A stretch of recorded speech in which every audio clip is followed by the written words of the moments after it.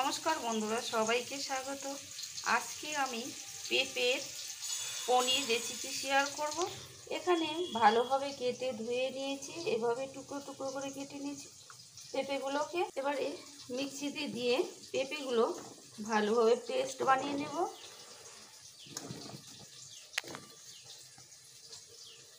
এবারে পেঁপেগুলোকে আমি ভালোভাবে পেস্ট বানিয়ে নিয়েছি। দিয়ে দেব স্বাদ মতো লবণ। এবারে দিয়ে দেব গুঁড়ো দুধ 4 চামচ।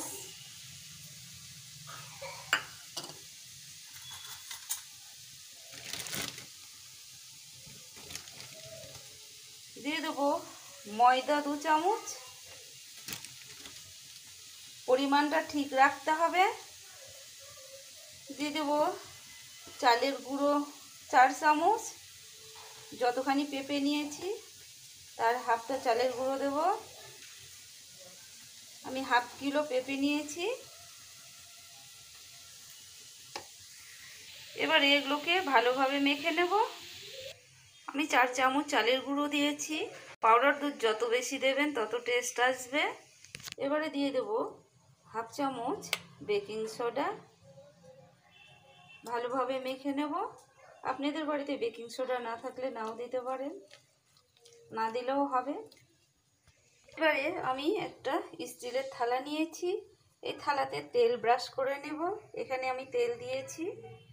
এবারে পেঁপের মিশ্রণটা ঢেলে দেব।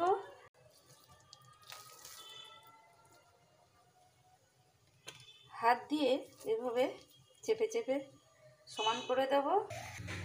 এবারে গ্যাসে কড়াই বসিয়েছি। কড়াই আমি জল দিয়ে জলটাকে গরম করে নিয়েছি। একটা স্ট্যান্ড দিয়েছি। ওর উপরে মিশ্রণগুলো আমি ভাবিয়ে নেব। এই যে থালাটা বসিয়ে দিয়েছি, আমি ভাবিয়ে নেব 10-20 মিনিটের জন্য। 20 মিনিট পর ফিরে আসছি। এবারে ঢেকে দেব। এবারে ঢাকাটাকে তুলে নেব। কত সুন্দর ফুলেছে। আমি 20 মিনিট পর ঢাকাটা তুলে নিলাম। এবার একটা কাঠি দিয়ে চেক করে দেখব। দেখুন, কাঠিতে এতটুকু লাগেনি, পারফেক্ট হয়েছে আমার। এবার নামিয়ে ঠান্ডা করে নেব। এবারে পেঁপের পনিরটাকে পিস পিস করে কেটে নেব। পনিরগুলোকে এভাবে কেটে নিয়েছি। এবারে ভেজে নেব। গ্যাসে কড়াই বসিয়ে দিয়েছি। কড়াই আমার সাদা তেল ছিল, ওই তেলেই ভেজে নেব পনিরগুলো একে একে। পনিরগুলোকে খুব সুন্দরভাবে ভেজে নিয়েছি। এবারে তুলে নেব। দেখুন, একদম পনিরের মতো হয়েছে। এবারে সব পনিরগুলো ভালোভাবে ভেজে তুলে নিয়েছি।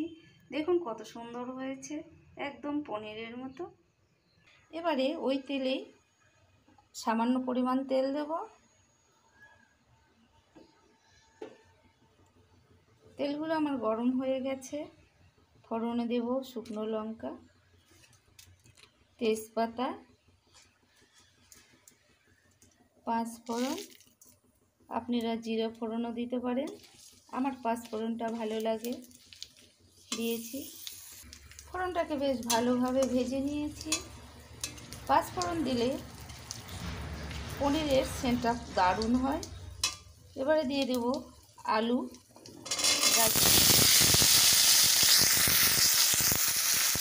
আলু গাজরগুলোকে আমি ভালোভাবে ভেজে নেব।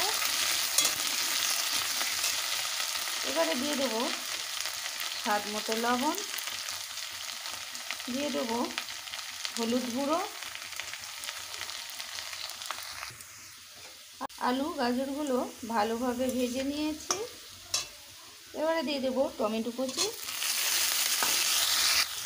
টমেটোগুলোকে ভালোভাবে ভেজে নেব। টমেটোগুলোকে ভালোভাবে ভেজে নিয়েছি। এবারে দিয়ে দেব কাশ্মীরের লঙ্কা গুঁড়ো, দিয়ে দেব জিরে, আদা, শুকনো লঙ্কা বাটা। এবারে ভালোভাবে কষবো। আলু গাজরটাকে ভালোভাবে কষে নিয়েছি। দেখুন কত সুন্দর তেল ছেড়ে দিয়েছে। এবারে দিয়ে দেব পোস্ত, চাল মগজ বাটা। দিয়ে দেবো সামান্য পরিমাণ জল।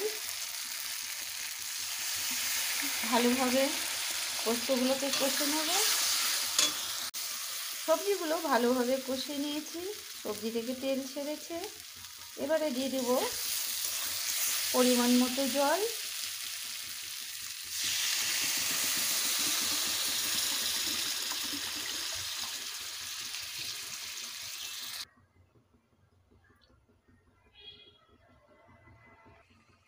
টেস্টটাকে ব্যালেন্স করার জন্য দিয়ে দেবো সামান্য পরিমাণ চিনি।